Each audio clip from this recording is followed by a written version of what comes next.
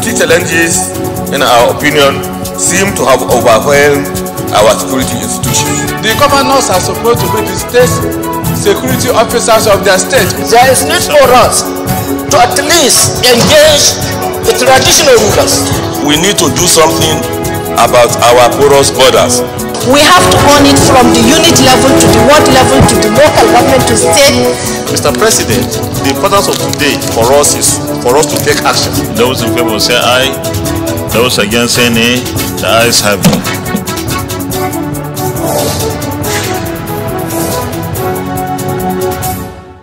Bandits have taken over.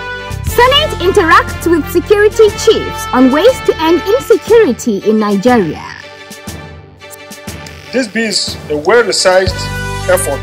And Senate passes Social Security Commission bill to cater for vulnerable Nigerians. Welcome to another episode of Inside the Senate, your gateway into the activities of the Senate of the Federal Republic of Nigeria. The Senate has commenced its 2022 annual recess and is built to resume on Tuesday, the 20th of September 2022. During this period, we shall come your way with reviews of some of the activities of the Senate at plenary, committees as well as oversight amongst others. In this edition of the program, we have reports from plenary highlighting bills at third reading, motions and their resolutions, meeting with security chiefs on the challenge of insecurity alongside committee activities including oversight duties.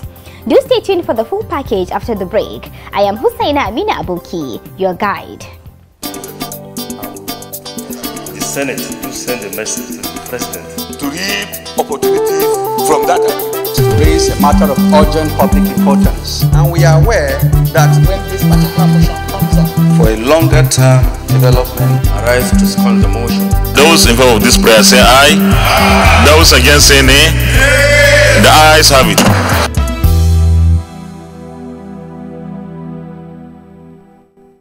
Welcome back. Before we review reports from the recent past, let me quickly report that on Wednesday, the 3rd of August 2022, which was last week, the Senate held an interactive session with the nation's security chiefs to discuss the matter of insecurity extensively. This was a fallout of one of the resolutions taken before the recess. Senate President Ahmad Lawan declared the meeting open. This particular session of the interaction between us is to look into where we are today and probably this current present position where we are is most frightening. Bandits have taken over, but it is our desire and in fact my belief that we can do better to secure the rural areas, the so-called ungoverned space, at least for our population who go to farms to earn their living. So this and so many other things that are serious concern to all Nigerians are things that we'll discuss here. But this is not to say that the narrative should be about what happens between now and end of the year or the first quarter of next year. The Chief of Defense Staff, General Lucky Irabo, responded. I'd like to very specially thank the President of the Senate and the Senate leadership for this invitation, which I consider to be an in-house discussion based on mutual concern regarding very urgent matters that border on our nation. I believe that the wisdom of the Senate President and the Senate leadership to have made this invitation is born out of the fact that issues of national security must be seen from a collective perspective,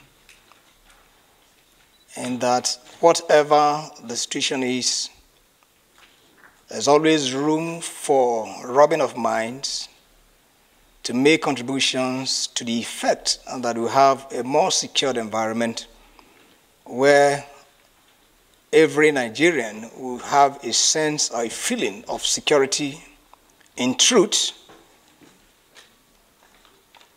such that our individual and collective aspirations will be achieved. Thereafter, the rest of the meeting continued behind closed doors for security reasons. At the end, the meeting resolved, amongst other things, to urge all stakeholders to work assiduously towards ending the challenge of insecurity bedeviling Nigeria within 4 months. Inside the Senate, will now continue with the review of some of the bills considered by the Senate before it went on its annual recess, particularly those read a third time. One of them was the National Social Security Commission Establishment Bill 2022. Details of these and more in this report as compiled and presented from our studio.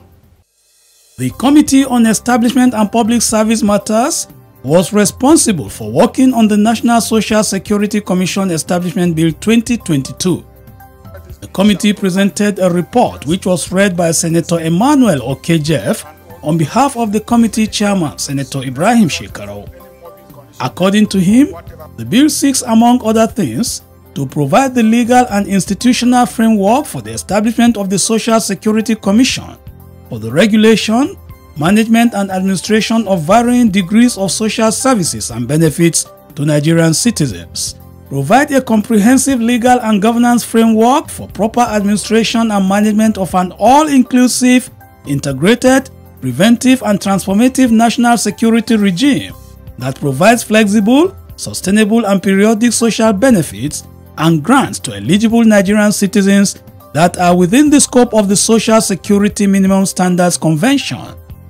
The Commission, when established, shall also provide indigent Nigerian citizens with comprehensive, preventive and curative Medicare from sicknesses resulting from any morbid condition of whatever cost, as well as provide a well-structured, impactful and sustainable social intervention to eligible Nigerians confronted by unemployment, old age, underage, as well as survivors of broken marriages and loss of families' breadwinners, among others.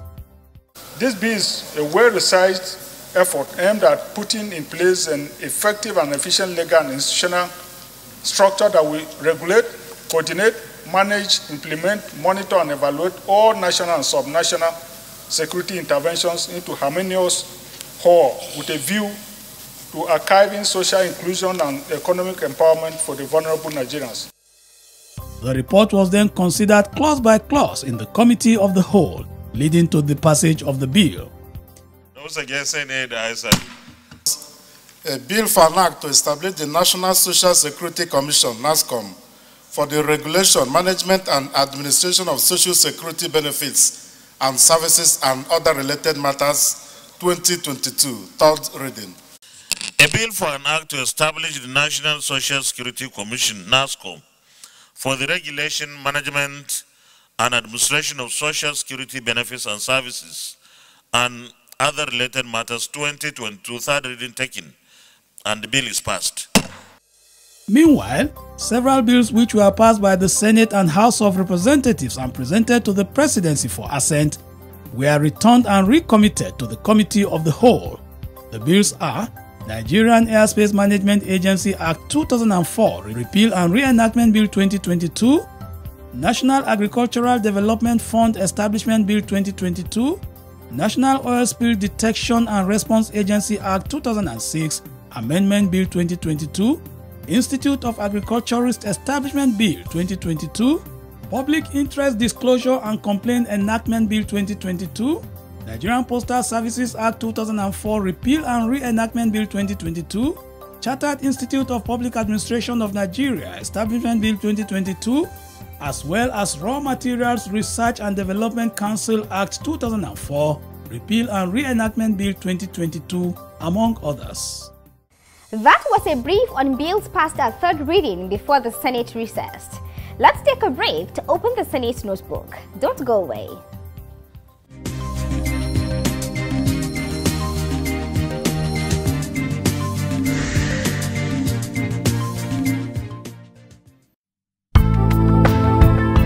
Petitions are grievances brought before the Senate by constituents through their senators or any other senator.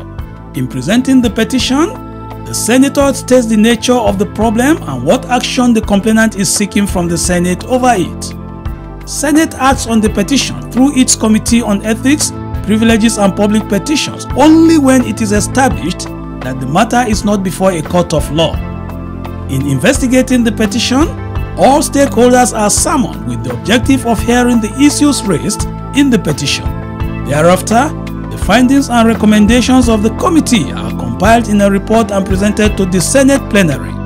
The Senate approves the report or rejects it as the case may be, and the decision communicated to the parties concerned for implementation.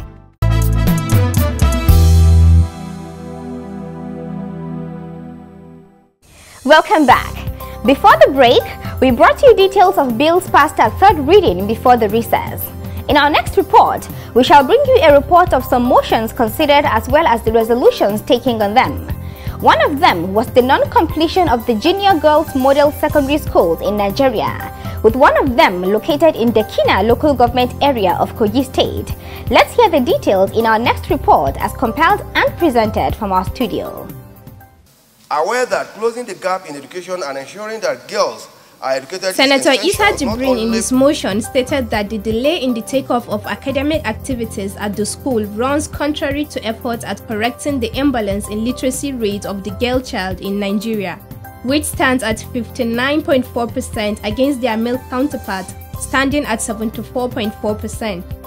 He stated that it was to address this imbalance that the federal government in 2014, under the Sustainable Development Goals (SDGs), commenced the process of establishing the Junior Girls Model Secondary Schools in Nigeria, with one of them to be sited in Odu in Dekina local government area of Kogi State. In a motion titled Urgent Need for the Completion of the Junior Girls Model Secondary School Odu in Dekina local government area of Kogi State, the sponsor lamented that even with the completion of work on the secondary school since 2016, academic activities are yet to commence. 2 blocks of twin hostels comprising 24 classrooms, with each room containing double-decker bed with capacity to accommodate 12 students per room, and 3 blocks of classrooms comprising of 13 classrooms, each containing 15 lockers for use of 30 students in the class on the basis of 2 students to a locker, as well as staff quarters of twin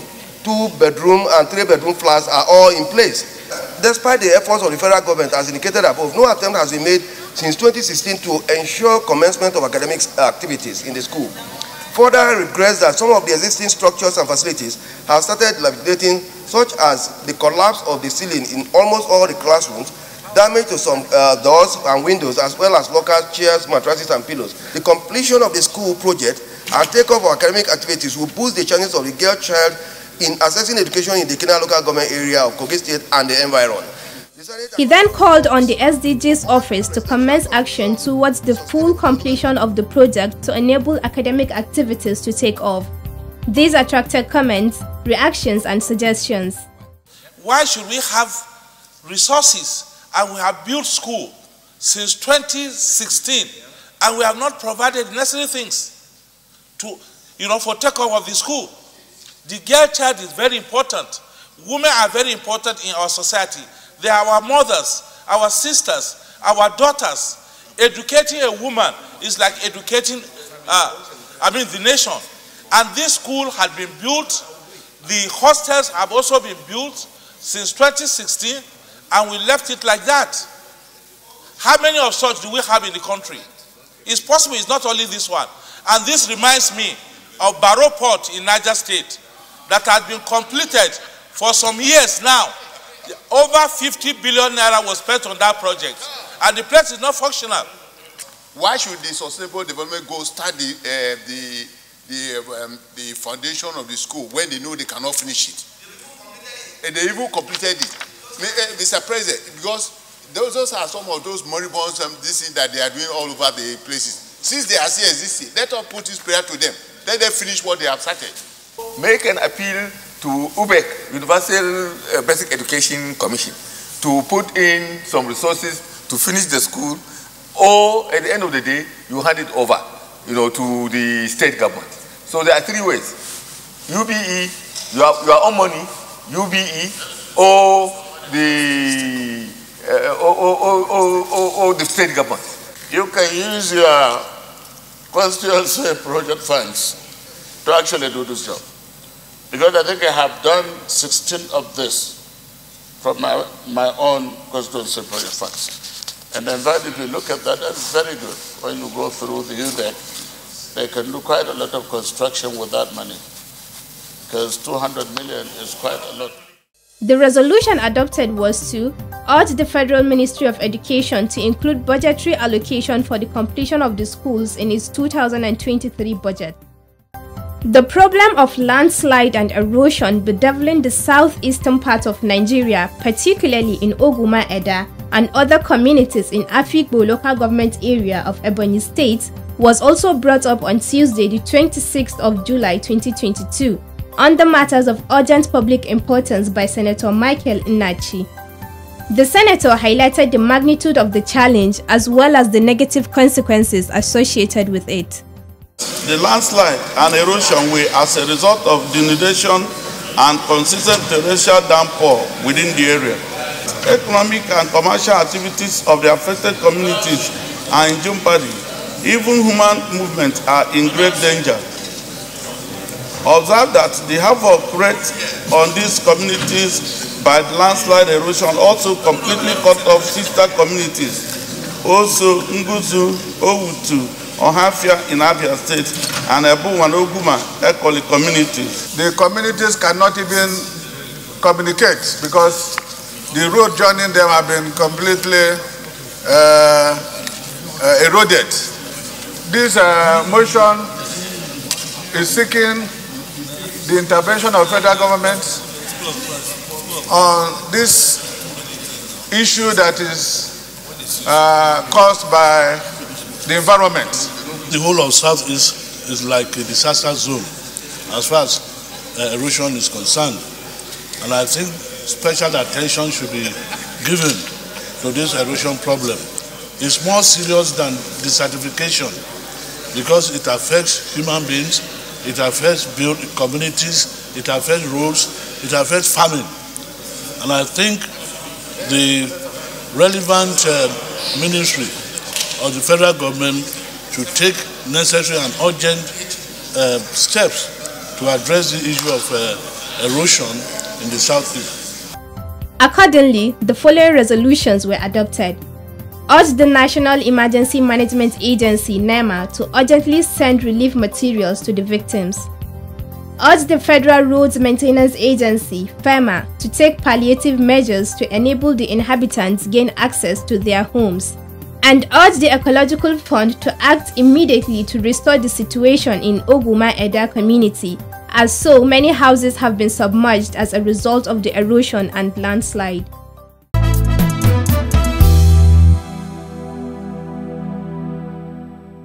Welcome back. Senate President Ahmad Lawan has debunked social media insinuations that he sits on letters of defection by senators from APC to other parties. In a statement signed by the Special Advisor on Media to the Senate President, Mr. Ola Awaniyi, Senator Ahmad Lawan stated that he has always promptly read out at plenaries letters by senators defecting from one party to another. According to the statement, the Senate President is sufficiently knowledgeable about the rules and workings of the Senate and has been discharging his responsibility within the ambit of those rules. Outside the National Assembly, the Senate Committee on Basic and Secondary Education was on oversight to the Federal Ministry of Education. This was on the 20th of July 2022 before the recess. Committee members were received on arrival by the Minister of State for Education, Goodluck Nana Opia, on behalf of the Minister Adamu Adamu. While giving an insight into the policy thrust of the performance of the ministry's 2021 budget performance, the Minister of State stated that it is hinged on the 2018-2022 Ministerial Strategic Plan, which comprises the following: reduction of out-of-school children, achieving youth and adult literacy in basic and secondary education, training in science, technology, engineering, mathematics, technical and vocational education, promoting teachers' education and professional capacity development, ensuring production of educational data, development of information and communications technology (ICT) in education, as well as improving library services and encouraging reading culture alongside the development of Nigerian languages, amongst other things. While acknowledging that a total of 771.46 billion naira was allocated to the ministry, out of which 615.28 billion naira stands for recurrent expenditure, the capital component of the budget comes along with some issues. The 2021 capital budget of the education sector raised many issues, such as the omission of the newly established institutions and the distortion of the main ministry's budget. The distortions in the budget made its implementation practically difficult. The National Assembly attention was drawn to this in the course of the 2022 budget defense of the sector. There is also a steady decline in the allocation of the sector in the 2022 Appropriation Act. The allocation to the sector has always been 7% or above, but the 2021 allocation was 5%, which is in conflict with the commitment of the federal and state government to allocate a minimum of 15% to their annual budget to the education sector. Responding, the Vice Chairman of the committee, Senator Akon Eyakenyi, emphasized the importance of the ministry to the entire growth and development of the nation, while also promising to act towards resolving the issues raised by the minister, amongst other things. I want to emphasize that the Ministry of Education plays an important role in the building of the nation because of the people that you deal with. It has to do with building of the educational sector. Without a good foundation, the nation cannot grow, because education is the bedrock for every development. Inside the Senate continues with our profile segment. Stay tuned for our Senator of the Week.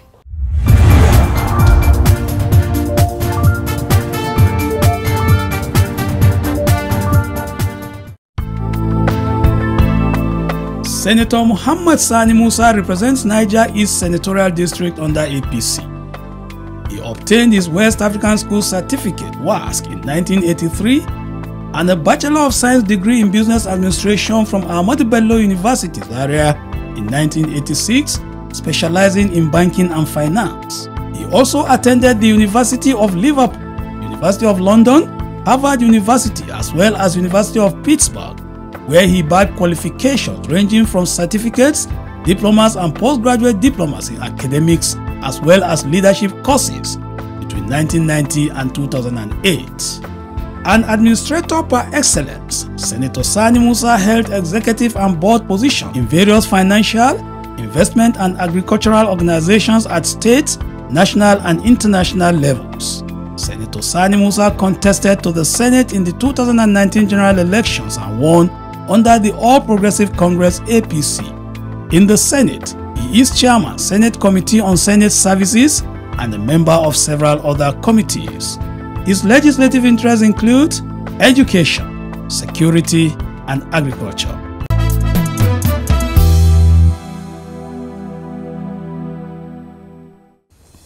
This brings us to the end of the program this week. Join us next week for another edition, and thanks for watching.